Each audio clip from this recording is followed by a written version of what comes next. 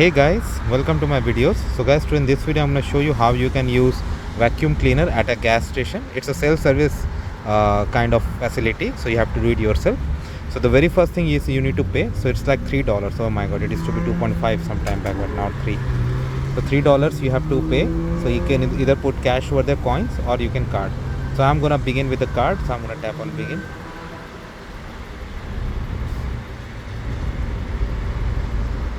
It's showing connecting. Now I have to tap or insert. So I'm gonna do this. Okay, I got 5.